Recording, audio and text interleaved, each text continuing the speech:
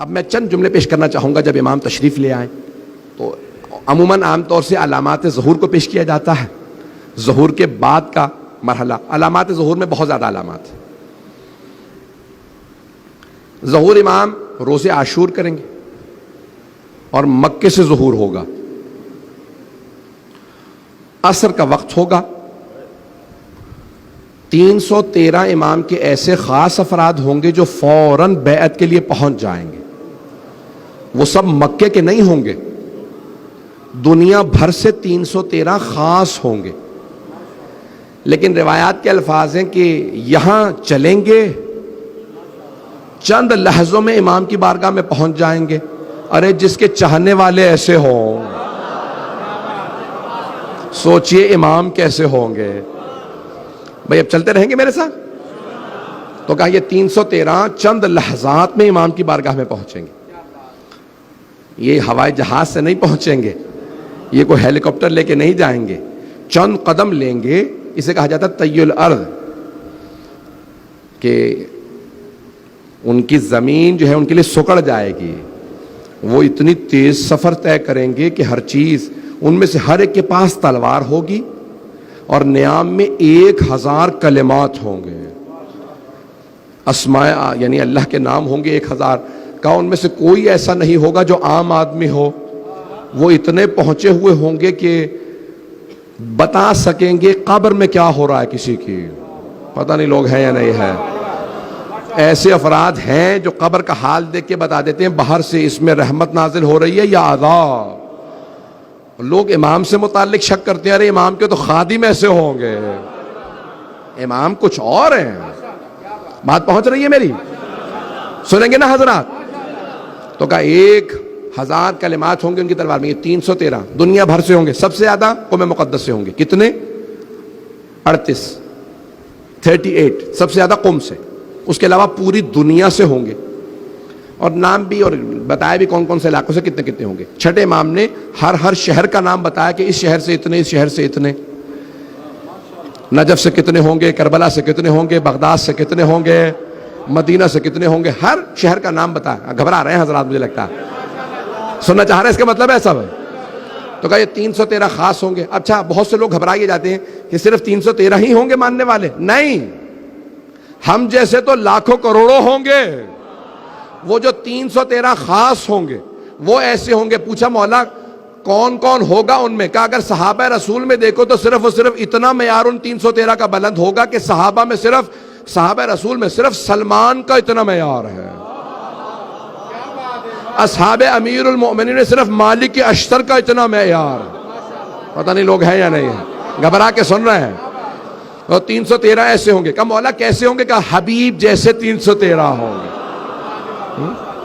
کہا 313 خاص ہوں گے. ان میں 50 خواتین ہوں گی. یہ روایت علامہ محمد باقر مجلسی نے لکھی ہے کہ ان 313 میں بھی 50 خواتین ہوں گی. اس لیے ہماری بہنوں کو کبھی نا امید نہیں ہونا چاہیے کہ ان خاص میں جو خاص ہوں گے، عام تو بہت زیادہ ہوں گے. ظہور سے پہلے 1/3 جنگوں میں مارے جائیں گے، 1/3 بیماریوں میں، 1/3 باقی رہ جائیں گے. 2/3 لوگ مر جائیں گے، 1/3 باقی رہیں گے. تو کسی نے پوچھا مولا، چھٹے امام سے پوچھا، رسول خدا کی حدیث ہے اہل سنت کی کتابوں میں کہ دنیا کی آبادی 7 عدد ہوگی. یہ نہیں بتایا 7 لاکھ 7 کروڑ 7 ارب. اس وقت 7.5 ارب ہے. تو پیغمبر نے کہا 7 عدد آبادی ہوگی. 5 ہر 7 میں سے 5 مر جائیں گے ظہور سے پہلے.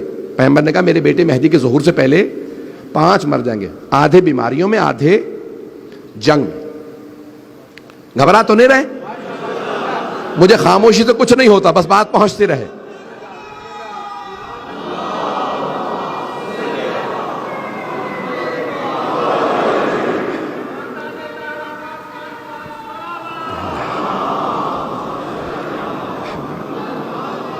زیادہ وقت نہیں لوں گا، بس زیادہ زحمت نہیں دوں گا.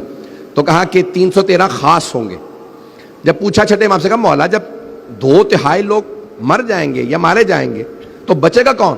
تو آپ نے فرمایا ہمارا صاحب یعنی صاحب زمان اور ہمارے شیعہ. کہا تم ہمیشہ قلت میں رہو گے، اللہ ایسا انتظام کرے گا کہ تم کثرت میں آ جاؤ. پتہ نہیں لوگ ہیں یا نہیں ہیں. کہ جو بھی ہمارا ماننے والا ہے وہ محفوظ رہے گا.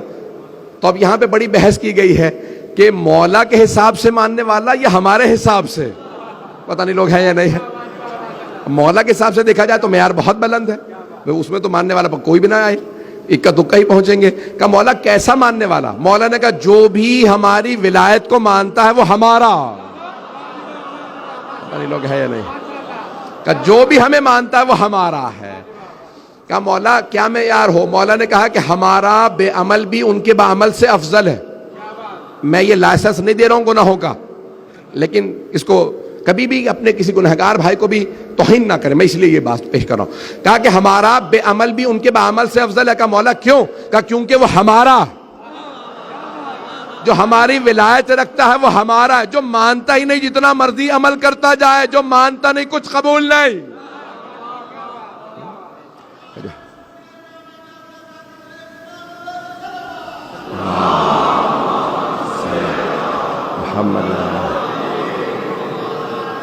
بس میں اختتام کر رہا ہوں، سن لیں گے انشاءاللہ۔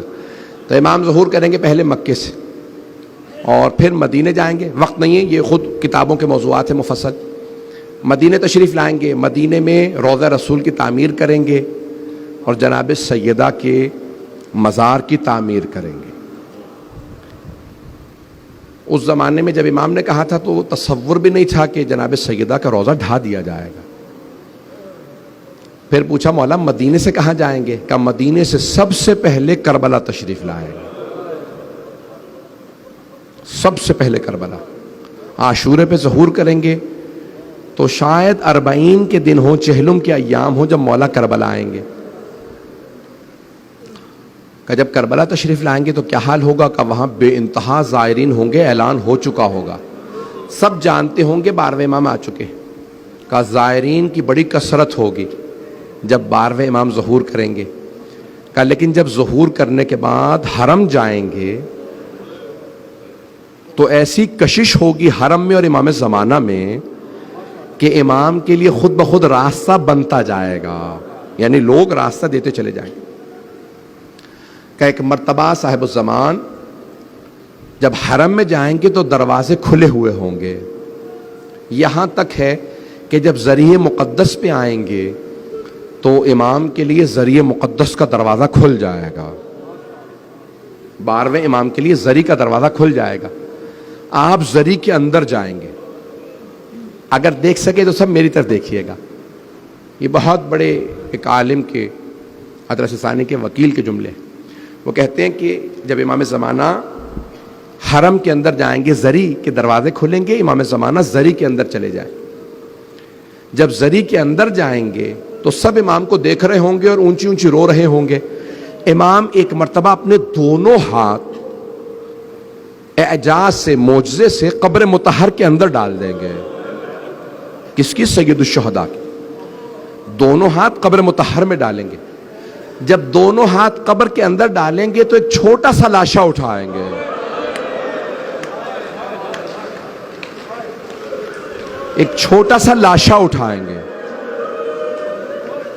سید الشہداء کی قبر سے، لاشا اٹھائیں گے، لاشا اٹھا کے سینے سے لگائیں گے اور پیار کرنے کے بعد ایک مرتبہ روتے ہوئے مجمع سے پوچھیں گے بتاؤ اس بچے کا کیا جرم تھا،